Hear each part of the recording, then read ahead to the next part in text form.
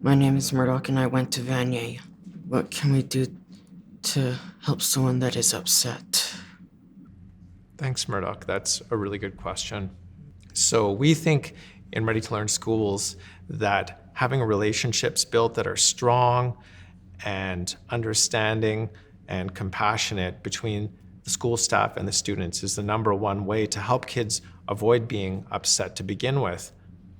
But kids will become upset sometimes. We all become upset sometimes. And some kids are a little bit more sensitive sometimes and become upset more easily. And the way to look when we have a really good relationship with these kids of helping them out is to do something called co-regulation.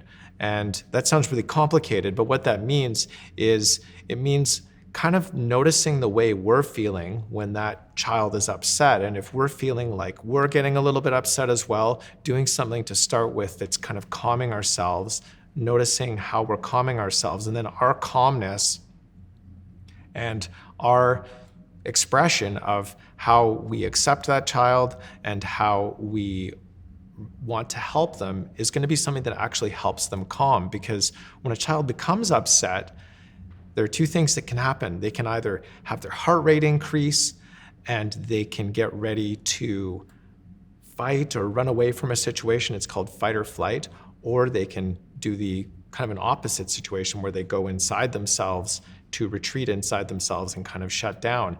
And when they do one of these things, then if a teacher knows that child really well, they can connect with them and they can say, oh, okay, this child must be a little bit stressed out and that's why they're kind of shutting down or they're being really quiet. And I know that with this child, I can do this certain thing to help them calm or feel better again. And so if an adult or a teacher approaches a child with compassion and understanding when they're feeling really upset, that can be the first way to lower that child's stress. Because when we say a child or a person is upset, what's happening is that person's stress response system, their stress system to help protect them, has been activated somehow.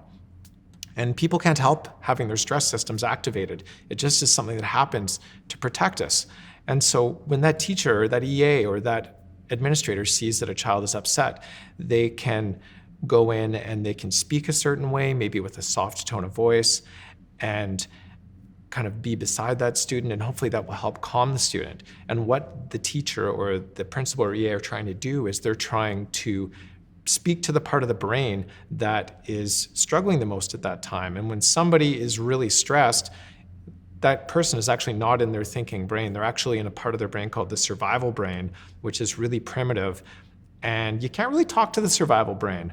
Speaking is not always the best thing, less words, and then often something that has to do with body movement or something that is soothing or comforting. Some kids like to go for a walk. Sometimes adults take kids for a walk. Really all the signals that a person is giving by the way they talk, by the tone of voice they're using, by the eye contact they're making, Their face. Yeah, their facial expressions, those things all really help calm another person. And sometimes what adults want to do is to say something like, if you don't stop doing that, this is going to happen. Has that ever happened to you? Lucky for you, because sometimes I've done it. I have to admit, I've done it, and I shouldn't do it because it doesn't help. If I say that even to one of my own kids, if you don't stop this, this is going to happen, it often makes them more upset. It makes them feel like kind of panicky, like, oh my gosh, now I'm really in trouble. So that doesn't really help. So I try really hard in those situations to not say things like that, because it makes kids feel kind of scared that something bad's going to happen. So that's kind of what Andrew was trying to explain. But most adults want to say that because they just want the child to be more calm. And an interesting thing is that some of our kids in the schools who get upset the most easily and the most often for the smallest things are the ones where it can feel in the moment like we need to say what Jan was saying and say, stop it right now, we need to stop this, or there's not going to be a recess time for you. But really, those kids, when they're that upset, their ability to understand what a consequence will be has really shrunk so much because they can only be aware of the time they're in that very moment because they're so upset that consequences or even rewards don't end up working for them. And so that's why we have to work on trying some of these different ways of helping to have kids regulated instead of using things like that, which often just don't really work very well with kids that are that upset. So a big thing that we're working with teachers on is understanding that order of operations with helping a child when they're really struggling or really stressed out. And contrary to the need to feel like we want to say, you need to calm down right now, or, kind of limit the challenge that child is having, what we really are helping teachers look at is understanding which part of the brain they're responding to. And they're responding to that most primitive part of the brain, which doesn't really hear words and doesn't really understand meaning the way we're trying to convey it at the time. And what it does understand are things like rhythm, things like movement, things like all the nonverbal communication we're giving.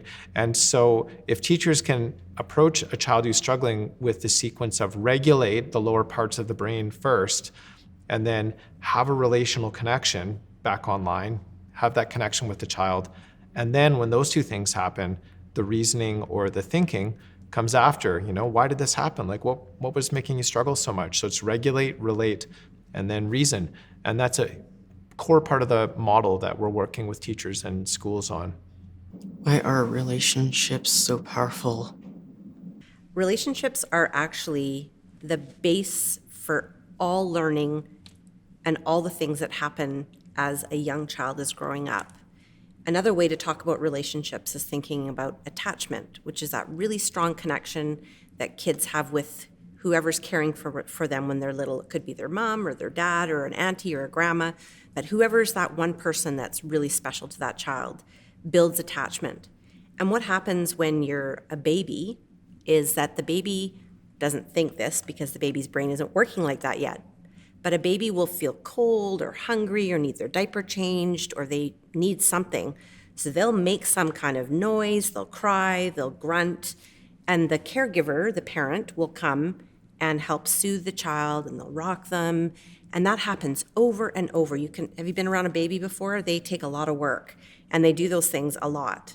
And so over time, that baby starts to realize that that adult is safe and caring and trustworthy and funny sometimes and loving. And that actually starts to build that relationship. And over time, that child starts to realize that relationships are actually pretty great. And they start to learn things from maybe their preschool teacher and from a daycare person. And eventually they get to school and they meet their kindergarten teacher and they get to learn things from that person. And so learning and relationships are very much connected. And it's really hard to learn from someone that we don't have a connection with. So relationships are something that allows that part, I think Andrew used the word highway, that part of the brain opens up and allows somebody to be a learner. And when kids feel like people like them and that they belong, the learning is just incredible. And so that is almost like has to come before the learning. And if we don't put some kind of time and effort into building that relationship, the learning isn't quite so great. Yeah, does that make sense? Yeah.